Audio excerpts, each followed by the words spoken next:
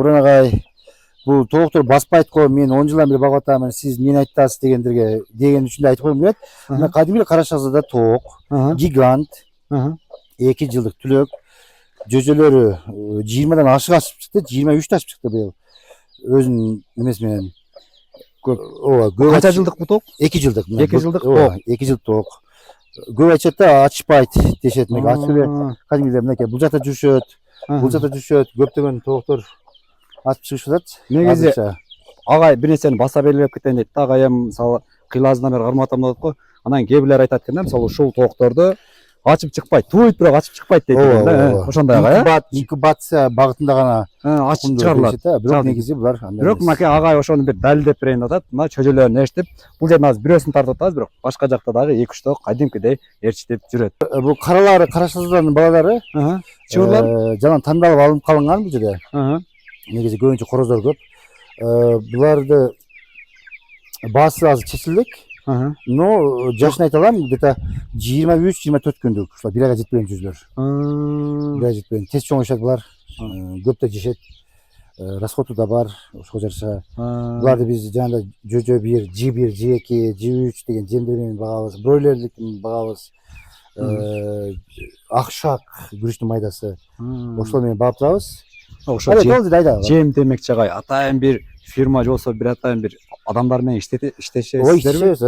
Жалбата Дадо деген бир татар жигит бар. Ошондон биз заказ кылабыз. Ал атайын чет өлкөдөн, Кыргызстандан, Казакстандан жасалган атайын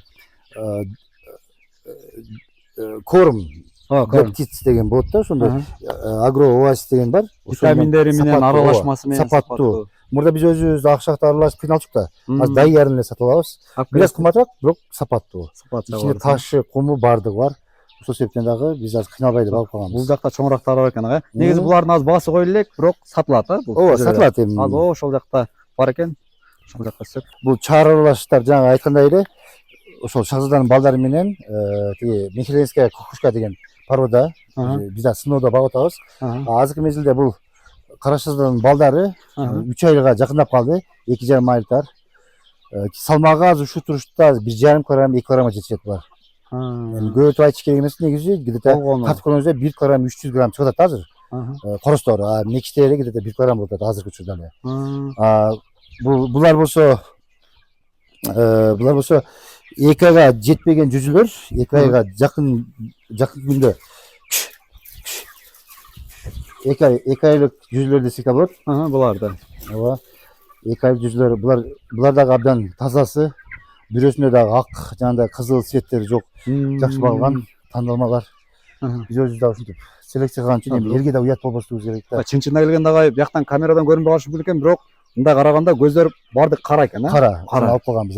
Эң тазалар деп тандап алгандарынан окшойт. Тандап алып калганбыз. Бул эми бизде 4-үнчү партиябыз. 1-инчи, 2-инчи, 3-үнчү партияларды сатып жүргөнбүз.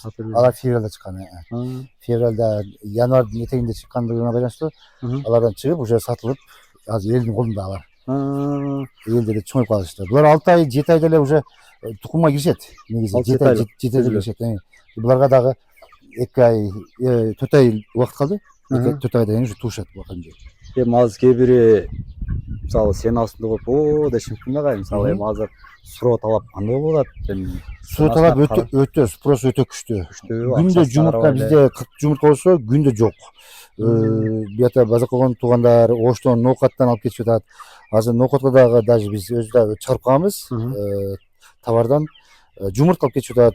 Биз ал жактан алып келип атабыз. Короче, мындай карым-катнаш бизнес болуп жатат. Ооба, карым-катнаш бизнесте себеби урук алмаштырып, биз тазасын алмаштырып керек да. Селекция бир 10 адам бар, күчтүүлөр. Ошолор тандашып, баардыгын даярдап, анан элге таратып катабыз да. Ошо главный эл да, элдин колуна барганда, байке мындай чыгып калды го меники дебей турган болуш керек. Жалпы болуш керек. Жалпы болгон сайын өзүбүздү өзүбүз урушабыз да, кетпейбиз. Кайра көздөп кетишибиз мүмкүн да мисалы. Албетте, ооба. Ошондайынан биз артка кетишибиз мүмкүн. Ушунча чөжө кайсы жерде багылат? Мисалы эми февраль айында 1-инчи поток, 2-нчи поток, 3-нчү поток деп таң албасаңыздар керек. Ошол чөжөлөр багылчу жер тууралуу бир аз маалымат бере кетейин деп атат. Андай көпчүлүгүбүз мисалы февраль айында чыгарганда чөжөлөрдү өлтүрүп алсак, кандай жерде сактай албайчы? Ошол тууралуу дагы бир аз билгендер менен кеңешим менен бөлүшүп кетсемби деп атат. Андан сага ушу бир аз тааныштыра кетсеңиз. Чөжө Рахмат. бакчы жер менен. Жакшы суроо болду. Негизги бул жасалган аты Брюде деп аталат. Брюде түшүнүгү бизге бир 5-6 жыл эле болду келгенине. Бул жөжө бакчы жер ушу кадимки эле сеткаланган. Түгү мындай пол. Бул жерде лампочкасы болот. Эко ысытып берүүчү. Бул жерде эсептөөчүсү бар, жаңы градусник. Ушул градусник терморегулятор аркылуу өчөт. Өзүнүн градусуна барганда. Ал эми булар только жарык гана беришет. Демек, жемди бул жерден жешет. Негизи канча температурада туруш керек чөжөлөр? Чөжөлөр негизи 18ден жогору туруш керек. Плюс 18ден Жашына карап. жогору. Жаштыгында где-то 24-27де туруш керек. Жаңы ачылган малдар. Бул кышкыбыз деп коебуз. Жазгыбыз көбүнчө азыр калат. Ал эми азыркы кыштагыбыз мына көбүрөөк ушуну пайдаланабыз биз кышында. Кышында мындай Инкубатордон чыгарганда буларды ушу кадимгидей эле ачабыз, суулай илебиз. Кадимги азыркы айткандай эле ысыткычы, жарык берүүчүсү, бул жерде терморегулятор иштеп турат постоянно. Жем жөөчү жайы бул жакта, ооба, ал эми кыктарын бул жерден алабыз, даярдачы. Туттарабынан алабыз. Кыктарын бул жерден алып койсок болот. Алып эле коебуз, кайра не коебуз. Болду, ушинтип эле бага беребиз токтоп чөжөлөрдү. Бунун өзүнүн устасы болуп албайбы же атайын өз колуңуздар менен жасайсыздарбы? Жок, буларды муну жасап убакыт көп талап кылат. Менин колум бош эмес, убактым жок, ошон үчүн мен заказ кылам. Мисалы үчүн ушуну 18 миңге, мунусун 18 миңге, экөөнү биригип 36 миңге жасап беришет. 800 чөжө бата турган жер. Абдан жакшы, уютно, комфорт. Жакшы десеңиз. Анан бул жумуш катары пайдаланасыз, кесип катары пайдаланасызбы агай? Албетте. Ошол нерсе мага кызык болот да. Же Албетте. жаңа кээ бирлер хобби деп айткандар болуп калат да. Сизде кандай бул? Туура, негизи өзү хобби дегени кесип да. Ошон үчүн бул азыр данный мен үчүн кесип болуп калды. Буларды изилдеп атамын. Булардын оорусун, сыркоосун, өлүп калуусун, вакцинациясын, инкубация, багыш жолдорун элдерге маалымат бергенче өзүм да окуп үйрөнөм да. Ошо кесип болуп калды. Мурда хобби болчу. Мурда хобби катары эшик маалында чоң болуп жүрсө деп ойлоп эле. Эми азыр бизнеске киргенден кийин нан жеп калгандан кийин ооба, Дамып аткалып жүрсөңүз. кесип катары пайдаланып калдык.